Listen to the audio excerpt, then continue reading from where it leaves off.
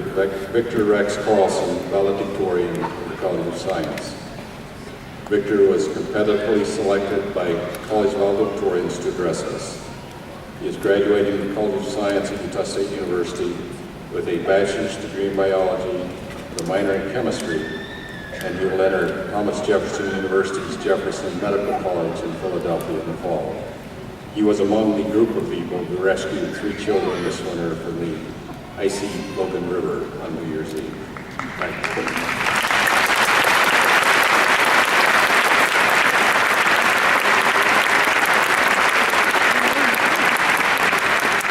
Well, graduates, congrats.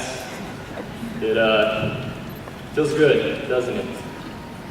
I begin today by asking a favor of our band. At any point during my speech today, should I pause, expecting laughter, and should it not follow, I would ask you to strike the drum twice and then crash the cymbals as a gesture for everyone here to engage in courteous fake laughter. So have an agreement with the cymbal and drum player. Perfect. I also begin with a small disclaimer. Surrounded here by my family, friends, and peers, I need to confess something that's slightly embarrassing and also very personal. I'll preface that by explaining that ever since I was a small child, I have figuratively bled 2 shades of blue. The dominant, of course, being Aggie blue. I've come to this stadium for as long as I can remember, and I plan to throughout my life. The second happens to be Duke Blue Devil blue. I was thus very excited when I heard that Dr. Greeton happened to be a Duke University graduate and top scholar. I was so excited, in fact, I opted to wear my lucky Duke Blue Devil boxers. I say this cautiously, risking a role reversal in which many, if not all of you, are now picturing me in my underwear instead of the other way around. Well, frankly, that does very little to calm my racing heart and anxious nerves. If there are any slip-ups today, I do plan on blaming the boxers. 12 years ago, at 12 years of age, I set out with my best friend to build a tree house. We begged, borrowed, and stole supplies, scrap nails, and our father's hammers. We picked the perfect tree, a large flowering Potawatomi that sat between our property. And then with zero experience and unparalleled enthusiasm, we got to work.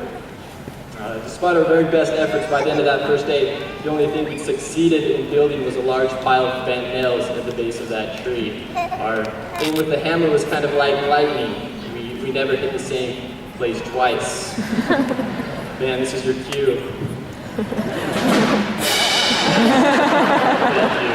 It's actually my father's joke. I appreciate it if you directed the courtesy laughter to him. Here on the side instead. Undeterred, as summer progressed, so did our skills with the hammer. After a few weeks, we succeeded in building a foundation. After a few more, we had ladders and platforms along every major branch. And then finally, as summer drew to a close with boards in every branch large enough to support their weight, the treehouse was done. Sensing its completion, we paused, we looked around, we sat down. And then we got up, walked away, and never once went back. To you, this might seem like a waste, but for me, the treehouse taught one of life's greatest lessons, and it is this: we are meant to build. And it is through building that we find the greatest fulfillment and satisfaction. In the moments that we stop building, life loses purpose and passion. Now, over the past 4 or 5, who knows, maybe 8 years, depending on how many times you retook Math 1010. And if you passed on your first, you should be proud. But over our undergraduate careers, we've had a very unique opportunity to build a foundation to support the rest of our lives. We have built an education, we've built friendships, we've built independence, integrity, and fortitude. In essence, we've built character. It wasn't always easy, nor was it supposed to be. As Henry David Thoreau once stated, you can't dream yourself into a character. You have to hammer and forge yourself one. Now in this mass of gowns and caps, I hope that no one naively believes that their foundation became secure and sound by their efforts alone.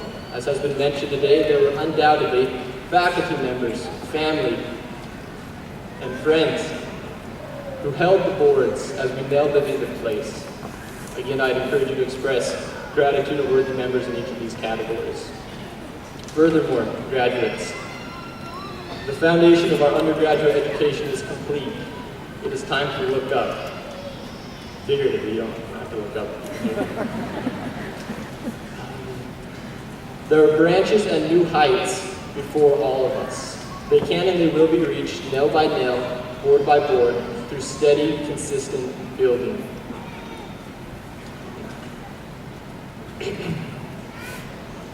Never stop building. A few years ago, in an effort mainly to preserve the flowering Potawatomi, I returned and took all the boards and all the nails. And what had taken over 3 months to build as a 12-year-old took a little under 3 hours to tear down. As I looked at that scattered mass at the bottom of that tree, a quote credited to Mother Teresa came to my mind. She said, "What may take a lifetime to build, others may tear down overnight. Build anyways." End of quote. Graduates, build anyways, and I make you this promise. If you will never stop building from this day until the end of your life, when it comes time to walk away to the treehouse called life, you will do so with fulfillment and satisfaction. Thank you, and happy Cinco de Mayo.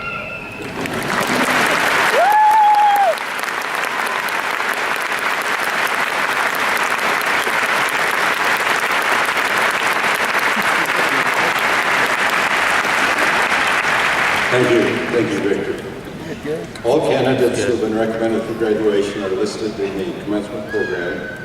Presentation of diplomas and the announcing of individual graduate names will occur at the college ceremonies that occur later today.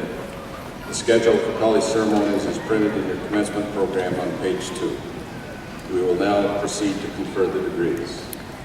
I should note, as we have in the past, that the formal awarding of your degrees is contingent upon your demonstration of enthusiasm when your college is called. The candidates for bachelor's degrees from the 8 colleges of the university will be presented by Dr. Raymond T. Cowher, Executive Vice President and Provost of the University, Provost Cowher. Will Noel Cockett, Dean of the College of Agriculture.